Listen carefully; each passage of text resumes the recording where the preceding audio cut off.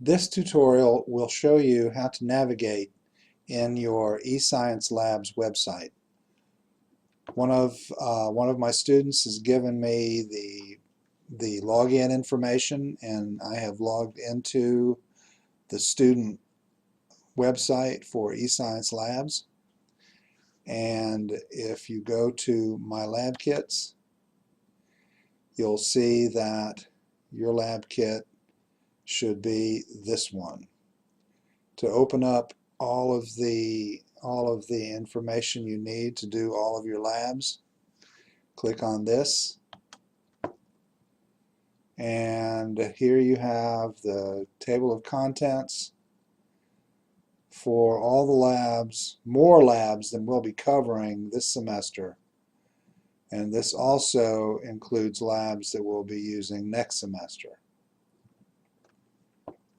The Lab 1, Part 1 and Part 2 that I have called Writing a Lab Report has been renamed Introduction to Science.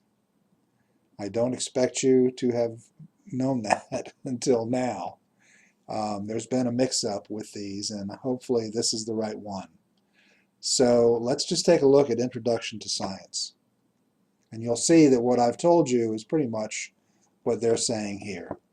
There's a lot of information in these labs that is going to be review information for material that is covered in the textbook.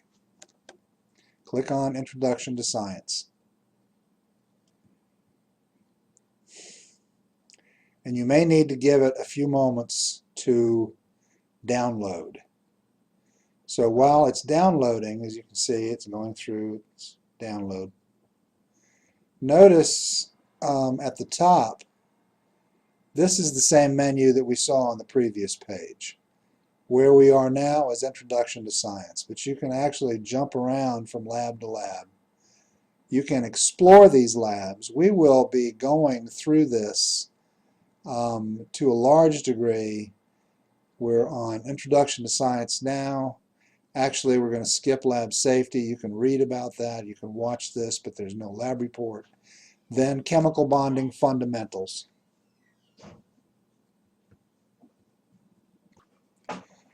Let's take a closer look at the lab that is named Introduction to Science. And you'll see that as we go through the lab, it's had a chance to load. And there are some participatory materials that you can go through, both audio and visual. This material should be pretty much review for us. A video. Now, we really didn't cover this part. This is chapter 1 in your textbook. My intent is as we go through the semester, we'll cover all this.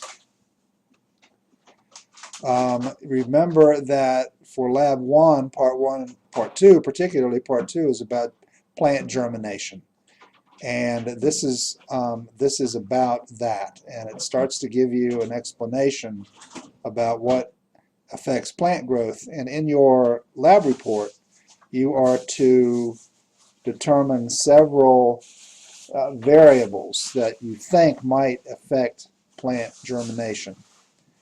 And if you go down to the bottom of this, and you can see there's a lot of material on here that you can spend time on if you wish.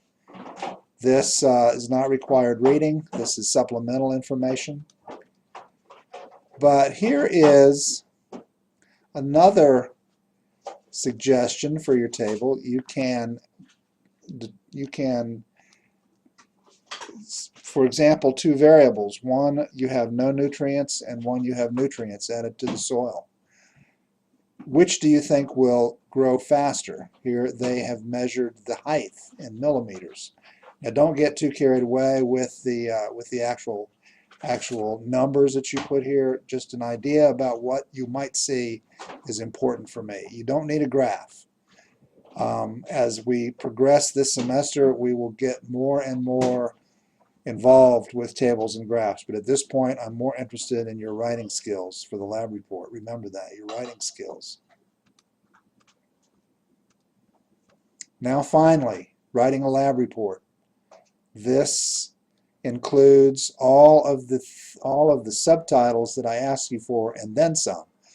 We are required for title, introduction, materials, methods, results. Those are the 4 sections you need.